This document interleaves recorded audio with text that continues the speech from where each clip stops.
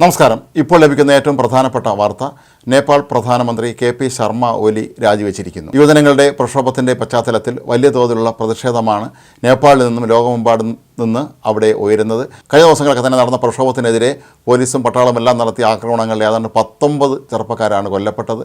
300-ലധികം പേർക്ക് പരിക്കേറ്റിട്ടുണ്ട്. രാജ്യത്ത് വിവിധ സമൂഹ മാധ്യമ ആപ്പുകൾക്ക് വിലക്ക് ഏർപ്പെടുത്തിയതിൽ പ്രതിഷേധിച്ചും രാജ്യത്ത് അഴിമതി വർദ്ധിച്ചു വരുന്നു എന്നും ആരോപിച്ചാണ് യുവജന സംഘടനകൾ ശക്തമായ പ്രക്ഷോഭവുമായി മുന്നോട്ട് പോയത്. ഇതിൻ്റെ പശ്ചാത്തലത്തിലാണ് ഇപ്പോൾ പ്രധാനമന്ത്രിക്കൊടുവിൽ രാജിവെക്കേണ്ടി വന്നിരിക്കുന്നത്. കെ.പി. ശർമ്മ ഒലിയുടെ ഔദ്യോഗിക വസതി വരെ പ്രക്ഷോഭകർ ആക്രമിച്ചു എന്നാണ് പറയപ്പെടുന്നത്. കെ.പി. ശർമ്മ ഒലിയെ ഇപ്പോൾ സുരക്ഷിതമായ മറ്റൊരു സ്ഥാനത്തേക്ക് മാറ്റിയിട്ടുണ്ട് എന്നും പറയപ്പെടുന്നുണ്ട്. കഴിഞ്ഞ ദിവസങ്ങളിലൊക്കെ തന്നെ യുവജനങ്ങൾ രാഷ്ട്രീയ കക്ഷി ഭേദമന്യേ വലിയ തോതിൽ കാഠ്മണ്ഡുവിൽ ഒത്തുകൂടുകയും ശക്തമായ തോതിലുള്ള സമരം നടത്തുകയും ചെയ്യുകയായിരുന്നു. നേപ്പാൾ പാർലമെൻറ്റ് വരെ അവർ വളഞ്ഞിരുന്നു. കാഠ്മണ്ഡുവിൽ ആരംഭിച്ച പ്രക്ഷോഭം നേപ്പാളിൻ്റെ വിവിധ ഭാഗങ്ങളിലേക്ക് പിന്നീട് വ്യാപിക്കുകയായിരുന്നു. അങ്ങനെ രാജ്യവ്യാപകമായി തന്നെ വലിയൊരു പ്രക്ഷോഭമായി ഇത് മാറിയ സാഹചര്യത്തിൽ ഒടുവിൽ സർക്കാരിന് അവർക്ക് മുന്നിൽ കീഴടങ്ങേണ്ടതായും വന്നു. കഴിഞ്ഞ ദിവസം ഈ സമൂഹ മാധ്യമ ആപ്പുകൾക്ക് ഏർപ്പെടുത്തിയിരുന്ന വിലക്ക് സർക്കാർ പിൻവലിച്ചിരുന്നു. എന്നിട്ടും യുവാക്കൾ ഇപ്പോഴും പ്രക്ഷോഭമായി മുന്നോട്ട് പോവുകയാണ്. കാരണം ഇത്രയും പേർ കൊല്ലപ്പെട്ടതും നിരവധി പേർക്ക് പരിക്കേറ്റതും ഒക്കെ തന്നെ വളരെ ഗൗരവകരമായി തന്നെയാണ് ലോകത്തെ വിവിധ രാജ്യങ്ങൾ ഉറ്റുനോക്കുന്നത്.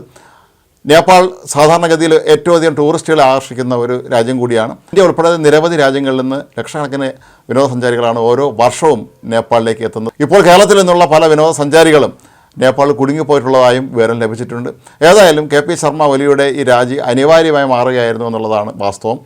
നേപ്പാളിലെ സർക്കാരിൻ്റെ സഖ്യ കക്ഷിയായിരുന്ന നേപ്പാൾ കോൺഗ്രസ് ഒക്കെ തന്നെ ഇക്കാര്യത്തിൽ ശക്തമായ പ്രതിഷേധം രേഖപ്പെടുത്തിയിരുന്നു. കഴിഞ്ഞ ദിവസം നടന്ന മന്ത്രിസഭാ യോഗത്തിൽ നിന്ന് നേപ്പാൾ കോൺഗ്രസിൻ്റെ പ്രതിനിധികളായ മന്ത്രിമാർ ഇറങ്ങിപ്പോയതായും വാർത്തകൾ പുറത്തു വന്നിരുന്നു.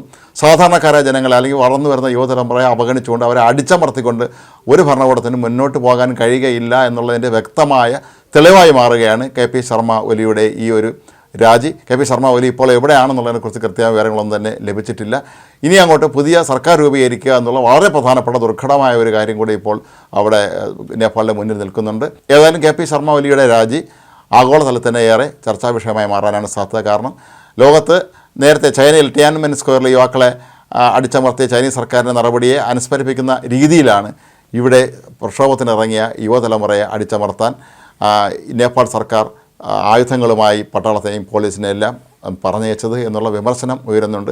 ഏതായാലും കെ.പി. ശർമ്മ ഒലി രാജിവെച്ചതോടുകൂടി പ്രക്ഷോഭത്തിന് താൽക്കാലികമായി വിരാമം ഉണ്ടാകും എന്ന് തന്നെയാണ് പ്രതീക്ഷിക്കപ്പെടുന്നത്.